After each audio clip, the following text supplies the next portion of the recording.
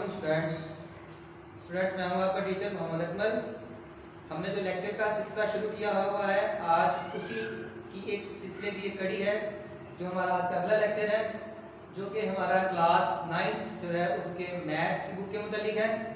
आज हम इस लेक्चर के अंदर एक्सरसाइज 1.1 को सॉल्व करेंगे। इससे पहले कि मैं क्वेश्चन को जो है सॉल्व करना शुरू करूं, हम देखेंगे हमने प्रीवियस लेक्चर में क्या क्या चीज़ें सीखी थी। इससे प्रीवियस लेक्चर के अंदर हमने देखा था कि मैट्रिक्स किसे कहते हैं, रो क्या होता है, कॉलम किसे कहते हैं, ऑर्डर ऑफ मैट्रिक्स क्या होता है और इक्वल मैट्रिसेस क्या होते हैं। तो यहाँ से देखिएगा, मैंने उस वक्त लेक्चर में आपसे कहा था कि अगर आपको डेफिनेशन जो है वो थॉरोली समझ आ गई है तो आपके लिए क्वेश्चन जो है वो सॉल्व करना बिल्कुल आसान हो जाएगा। तो ये देखिएगा, अगर आपको ऑर्डर ऑफ मैट्रिक्स का मुकम्मल समझ आ गई थी हमारे पिछले लेक्चर के अंदर, तो आज देखिएगा आपको ये क्वेश्चन खुद ब खुद आप सॉल्व करने के अहल हैं।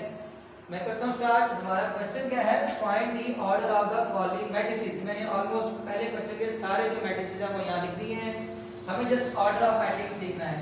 हम यहाँ लिखेंगे ऑर्डर ऑफ ए, यानी ऑर्डर ऑफ मैट्रिक्स है। मैंने आपको बताया था कि जब भी आपने ऑर्डर ऑफ द मैट्रिक्स लिखना है, आपने पहले नंबर ऑफ रोज को जो है वो मेंशन करना है। यहाँ देखिए इसके अंदर एक रो और सेकंड रो, दो रो है, 2 लिखेंगे, बाय डालेंगे और उसके बाद नंबर ऑफ कॉलम। यहाँ देखिए इस मैट्रिक्स में एक कॉलम बन रहा है, दूसरा कॉलम आ रहा है। इस तरीके से देख रहे हैं कि इसके अंदर कॉलम भी 2 हैं, तो हमारे पास ऑर्डर ऑफ मैट्रिक्स ए 2/2 बना। ये हमारा पहला क्वेश्चन सॉल्व हो गया, इजी था। आगे देखिएगा, ऑर्डर ऑफ मैट्रिक्स बी। अब यहां देखिए सेम देखिए, इसमें भी 2 रोज हैं, 2 लिखेंगे, बाय डालेंगे और नंबर ऑफ कॉलम 1 और 2, कॉलम भी 2 है तो वो भी 2 लिखेंगे। तो इस तरीके से ऑर्डर ऑफ मैट्रिक्स बी वो भी 2/2 ही बना। नेक्स्ट उससे आगे चलते हैं, ऑर्डर ऑफ मैट्रिक्स सी। यहाँ देखिएगा इसके अंदर अगर हम रोज बनाते हैं तो स्टूडेंट ये देखिए हॉरिजॉन्टल लाइन एक ही बनेगी, यानी एक रो बनेगी। और अगर हम इसके अंदर कॉलम बनाते हैं तो ये देखिए एक कॉलम यहाँ बन सकता है, एक कॉलम यहाँ बन सकता है। इट मीन इसके अंदर रो जो है वो तो एक ही बनेगी। पहले रो को मेंशन करेंगे, बाय लिखेंगे और उसके बाद कॉलम क्योंकि 2 बन सकते हैं तो यहाँ पे कॉलम की जगह पे 2 आ जाएगा। इस तरीके से ऑर्डर ऑफ मैट्रिक्स सी बन गया 1/2। नेक्स्ट स्टूडेंट आ गए, हमारे पास एक मैट्रिक्स डी है, यहां हम लिखेंगे ऑर्डर ऑफ डी मैट्रिक्स। इसमें स्टूडेंट देखें, अगर मैं रो बनाऊं तो यहां पर एक हॉरिजॉन्टल लाइन बनी, फिर दूसरी और यहां पर तीसरी, तो 3 लाइन यहां पे बन सकती हैं। इट मीन इसके अंदर 3 जो है वो रोज बन सकती हैं। तो नंबर ऑफ रोज लिखेंगे, पहले बाय लिखा। अब आप देखिए इसमें नंबर ऑफ कॉलम बनाए तो आप देख सकते हैं कि एक ही कॉलम जो है इसके अंदर बनेगा, एक ही लाइन बन रही है, वर्टिकल लाइन जो है, लिहाजा हम कह सकते हैं कि इसके अंदर कॉलम सिर्फ एक ही है, तो लिखेंगे 3/1। नेक्स्ट आ जाए स्टूडेंट्स, ऑर्डर ऑफ मैट्रिक्स जी। यहां पर स्टूडेंट्स हम देख रहे हैं रो बनाए, अगर हम एक हॉरिजॉन्टल लाइन बनी, दूसरी लाइन बनी, तीसरी लाइन बनी, इट मीन 3 हॉरिजॉन्टल लाइन है, यानी 3 रोज बन रही हैं। बाय अब हमने बनाने हैं कॉलम, वर्टिकल लाइन, एक वर्टिकल लाइन, दूसरी वर्टिकल लाइन और तीसरी वर्टिकल लाइन। इसके अंदर 3 वर्टिकल लाइन बन रही हैं, इट मीन इसके अंदर 3 कॉलम बन रहे हैं, तो इसका मतलब हुआ नंबर ऑफ कॉलम भी 3 हैं। तो हमारे पास ऑर्डर ऑफ मैट्रिक्स जी क्या बना, 3/3। पहले नंबर ऑफ रोज लिखेंगे, फिर नंबर ऑफ कॉलम्स। फर्दर आगे चलते हैं तो एक हमारे पास एक और मैट्रिक्स आया एच, यहाँ लिखेंगे ऑर्डर ऑफ मैट्रिक्स एच। यहां देखें आप, इसमें हॉरिजॉन्टल लाइन, एक हॉरिजॉन्टल लाइन बन रही है, ये दूसरी बन रही है, इट मीन 2 हॉरिजॉन्टल लाइन है, यानी 2 रोज हो गई। और अगर हम इसके अंदर वर्टिकल लाइन बनाना चाहें तो 1, 2 और 3 बन रही है, इट मीन 3 कॉलम बने। इसका ऑर्डर क्या बन गया एच का, दैट इज 2/3। हमारे पास एक लास्ट जो है क्वेश्चन रह गया, ये है हमारे पास मैट्रिक्स एच। सॉरी ये सेम जो लिख दिया मैंने मैट्रिक्स, एक लास्ट वाला जो है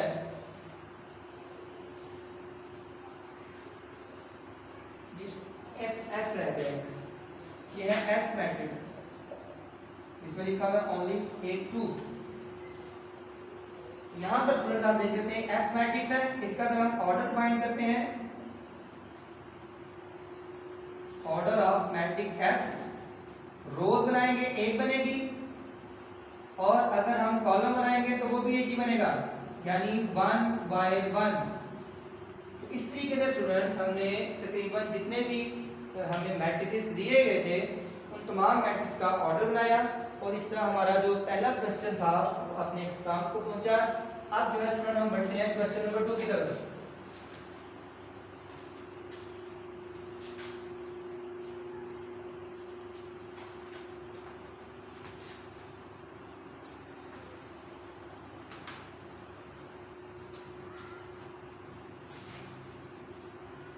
स्टूडेंट्स हमारा जो क्वेश्चन नंबर 2 है वो ये है, which of the following matrices are equal.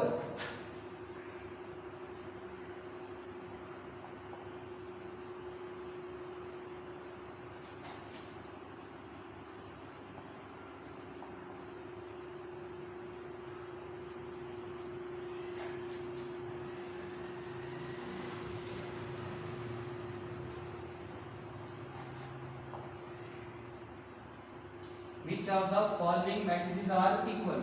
ये जो मैट्रिसेस आपको दिए गए हैं इनमें से कौन कौन से इक्वल हैं। ये देखिएगा, पहला मैट्रिक्स दिया अपने A, नेक्स्ट B, आगे C,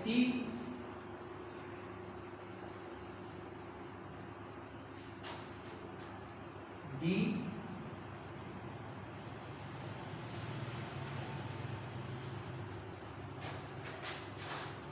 E matrix,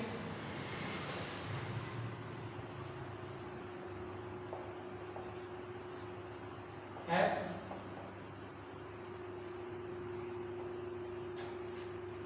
G,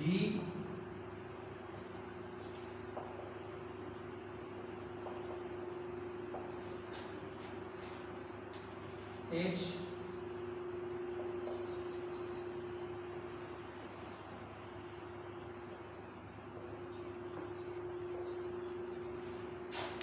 I matrix,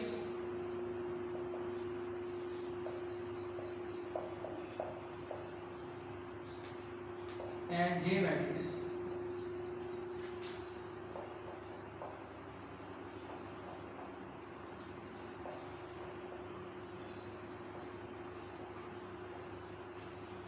इसका स्टूडेंट मैंने सारा क्वेश्चन जो है बोर्ड पे लिखी है। क्वेश्चन क्या है, which of the following matrices are equal. कौन कौन से मैट्रिसेस हैं जो एक दूसरे के इक्वल हैं। तो पिछले लेक्चर में स्टूडेंट हमने डेफिनेशन की थी इक्वल मैट्रिसेस की, कि ऐसे मैट्रिसेस जिनका ऑर्डर भी सेम हो और उनकी ईच एंट्री जो है सेम प्लेस वाली दूसरे मैट्रिक्स के सेम प्लेस वाली एंट्री के इक्वल हो, तो तब हम कह सकते हैं कि दोनों मैट्रिसेस एक दूसरे के इक्वल हैं। तो इस बात को ध्यान में रखते हुए हम इनमें से फाइंड करेंगे कि कौन कौन से मैट्रिसेस एक दूसरे के इक्वल हैं। जिस तरह ये देखिए, पहला मैट्रिक्स हमारे पास, उसके अंदर जस्ट एक ऑर्डर क्या बन रहा है 1 by 1 और एंट्री है 3।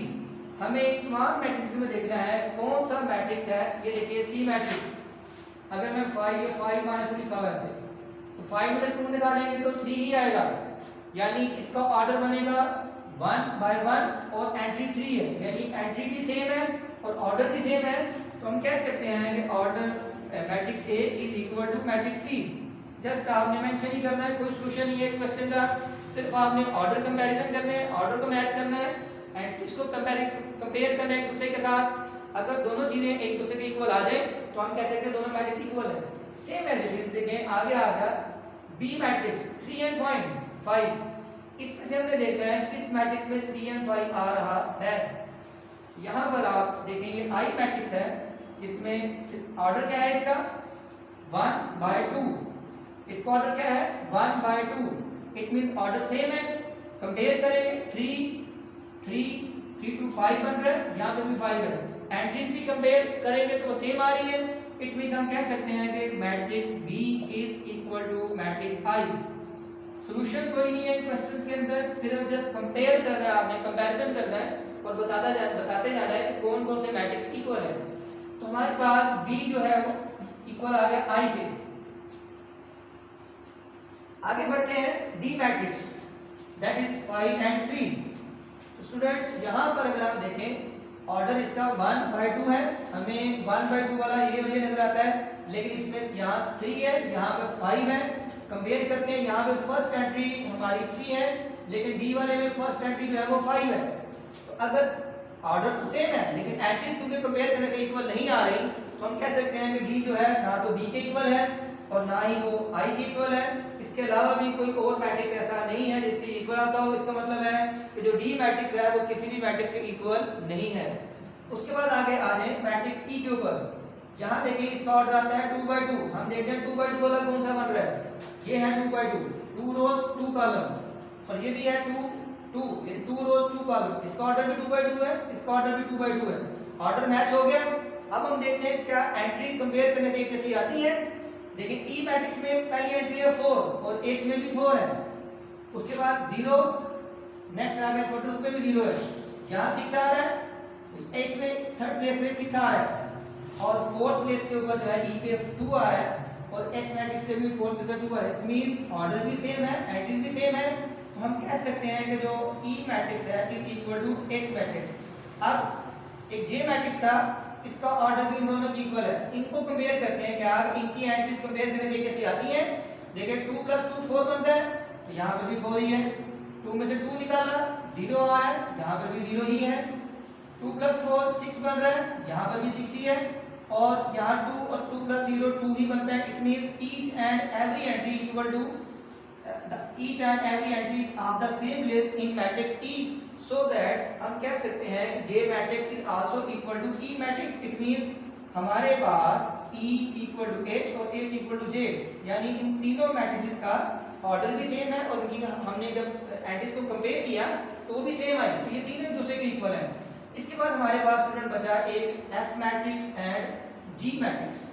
इनको अगर हम कंपेयर करें, इसका ऑर्डर बन रहा है 1/2, इसका ऑर्डर भी 1/2 ही बन रहा है, ऑर्डर सेम हो गए। अब आगे कंपेयर करते हैं, फर्स्ट प्लेस पे आ रहा है 2, यहाँ 3 में से माइनस करें 2 ही आ रहा है, इट मीन पहली वाली एंट्री जो है वो इक्वल हो गई। नेक्स्ट सेकंड प्लेस पे आ रहा है 6, यहाँ भी देखिए 3 + 3 6 बनेगा। इट मीन इन दोनों मैट्रिसेस का ऑर्डर भी सेम है, और इनकी एंट्रीज को अगर हम कंपेयर करें तो वो भी एक दूसरे के इक्वल है। सो हम कह सकते हैं कि मैट्रिक्स जो F है वो इक्वल है मैट्रिक्स G के। इस तरीके से स्टूडेंट आपने देखा कि हमने तमाम मैट्रिसेस के ऑर्डर पहले मैच किए, ऑर्डर मैच करने के बाद हमने उनकी एंट्रीज को कंपेयर किया। अगर ऑर्डर सेम हो और उनकी एंट्रीज कंपेयर करने से वो भी सेम आ रही हो, तो हम कह सकते हैं कि वो मैट्रिक्स एक दूसरे के इक्वल हैं। इस तरीके से हमने जो जो इक्वल मैट्रिक्स है वो यहाँ लिख दिए। इन क्वेश्चन का कोई भी सॉल्यूशन नहीं है, जस्ट आपने जो है ऑर्डर मैच करना है और एंट्रीज को कंपेयर करना है। तो जिनके ऑर्डर सेम होंगे, एंट्रीज जो है वो कंपेयर करने से एक जैसी आएंगी, तो एक दूसरे के इक्वल होंगे। ये इस तरह ही हमारा क्वेश्चन नंबर 2 है वो भी कामयाबी हुआ। अब स्टूडेंट्स जो है बढ़ते हैं इस एक्सरसाइज के लास्ट क्वेश्चन की तरफ, जो कि क्वेश्चन नंबर 3 है, और वहां से हम देखते हैं कि हमने क्या फाइंड करना है।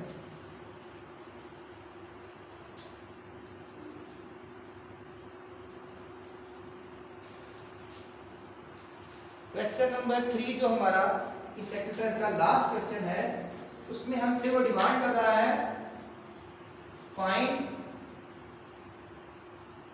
The value of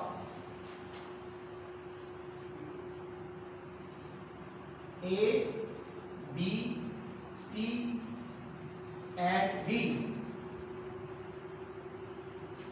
which satisfy the matrix equation।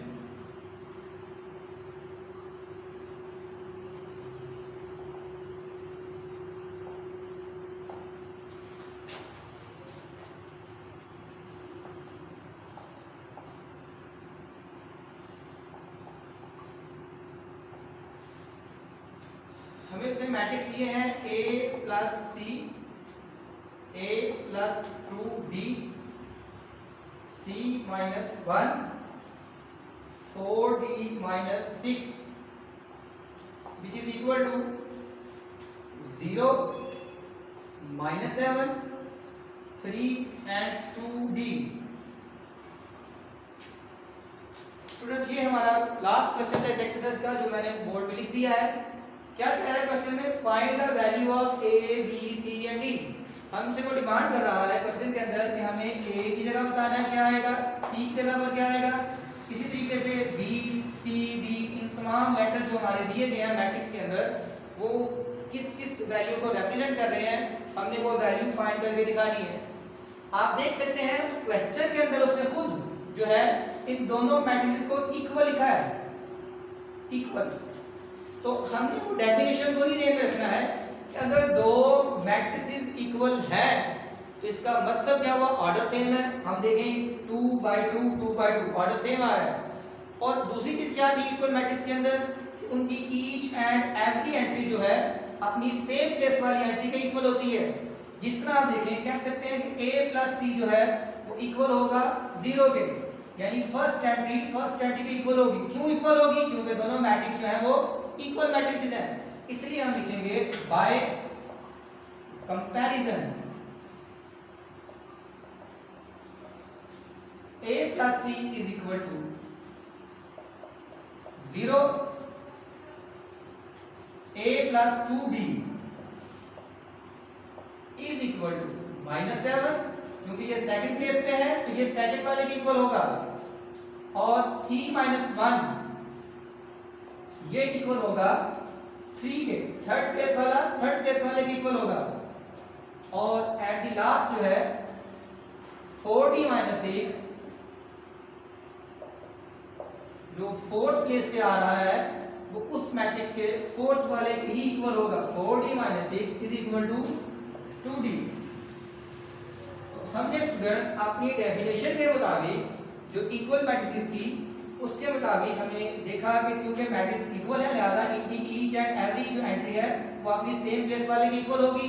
उस डेफिनेशन के मुताबिक हमने इनको कंपेयर करके वैल्यूज को लिख लिया। अब हम देखते हैं कि हमारी सबसे पहले इसको सॉल्व करते हैं। देखें तो c - 1 = 3 है। आप सबसे पहले लिखें c = -1 उठा के दूसरी साइड पे ले जाइए इक्वल के। जब दूसरी साइड पे लेके जाएंगे तो इसका साइन चेंज हो जाएगा तो ये बन जाएगा +1। तो c = 3 + 1 कितना आ गया 4। यहाँ से हमने c की जो वैल्यू है वो फाइंड कर ली है। इसी तरीके से आप ये देखें 4d ये 2d प्लस का है, इसको उठा के इधर ले आए, इधर आगे बन जाएगा -2d is equal to 6 minus का है, इसको दूसरी साइड पे ले जाए, ये हो जाएगा प्लस, यानी इस वैल्यू को हम इस साइड पे ले आए, इसका साइन माइनस से प्लस हो गया, और इस वैल्यू को हम इस साइड पे ले आए, इसका साइन प्लस से माइनस हो गया। तो 4d में से 2d को माइनस किया तो स्टूडेंट 2d आया हमारे पास, 4 में से 2 निकालेंगे 2 आएगा इज इक्वल टू 6। अब 2 मल्टीप्लाई हो रहा है, हमने d फाइंड करना है, 2 को उठा के फिर दूसरी साइड ले लें तो d is equal to 6, 2 multiply हो रहा है, इधर डिवाइड करेंगे तो 2 3 * 6, d इज इक्वल टू 3 हमारे पास आ गया। दो वैल्यू थोड़ा हमने फाइंड कर ली है। अब हमें पता है कि c इज इक्वल टू 4 है। अब यहाँ लिखिए put c is equal to 4। आप वो वाली वैल्यू जो हमने पहले फाइंड की है उसको उठा के इस इक्वेशन में यहाँ रिप्लेस कर दें c की जगह पर। c की जगह पर हम लगाएंगे यहाँ पर 4 is equal to 0, a is equal to +4 इधर हो जाएगा -4।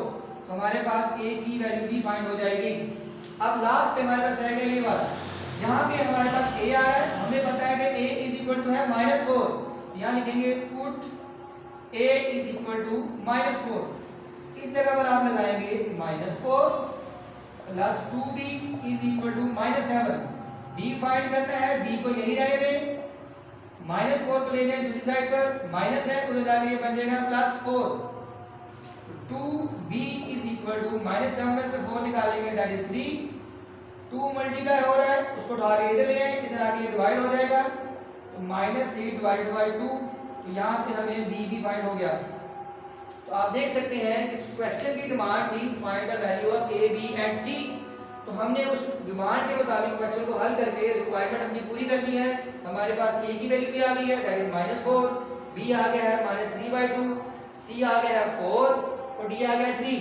इस तरीके से हमारा ये क्वेश्चन सॉल्व हो गया है। अगर आप इसको चेक करना चाहते हैं कि आया ये क्वेश्चन हमारा ठीक है या गलत है तो आप अपनी किसी भी वैल्यू को यहाँ प्लेस करके देखें। इस जगह पर a की जगह पर लगाएंगे आप -4 और c की जगह पर लगाएंगे आप +4। तो जब यहाँ मैं a की जगह पे -4, c की जगह पे +4 लगाऊंगा तो आप देख सकते हैं 4 में से 4 निकालेंगे 0 आएगा। तो देखिए यहाँ पर सेम प्लेस वाले 0 के इक्वल हो जाएगी। और इसी तरीके से अगर आप a जो है हमारे पास -4 है, यहाँ -4 लगा दें, आगे +2 और b की जगह पर आप -3/2 लगा दें। यहाँ पर 2 से 2 कैंसिल हो गया, हमारे पास बचा -4 और ये प्लस माइनस -3, तो ये ऐड हो जाएंगे, -4 और -3 मिलके बन जाएगा -7। आप देख सकते हैं कि इसका आंसर -7 बना सारेगा, यहाँ -7 ही आ रहा है। और इसी तरीके से आप देखें c की जगह पर यहाँ लगाएं 4, इस प्लेस पे 4 -1, 4 में से बाहर निकालेंगे 3 आएगा, देखें दूसरी साइड पे 3 ही आ रहा है। और इसी तरीके से जो d था 3 है, यहाँ d लगाएं 4 × 3 -6, 4 3 12 -6 दैट इज इक्वल टू 6। और यहाँ पर 2 d की जगह पे d की वैल्यू लगाएं 3, 2 3 6, तो देखें 4th प्लेस पे यहाँ 6 आया, तो यहाँ भी 4th प्लेस पे जो है वो 6 आ गया। इसका मतलब ये हुआ कि जो हमने वैल्यू फाइंड की है वो सारी की सारी बिल्कुल दुरुस्त है, क्योंकि ये हमारी जो क्वेश्चन की स्टेटमेंट है उसको सेटिस्फाई कर रही है। तो इस तरीके से स्टूडेंट जो है आज हमने एक्सरसाइज 1.1 जो है उसको सॉल्व किया। उम्मीद करता हूँ कि आपने इस लेक्चर से इस्तेफादा हासिल किया होगा। स्टूडेंट्स, अगले लेक्चर तक के लिए मैं आपसे इजाज़त चाहूँगा। अल्लाह हाफिज़।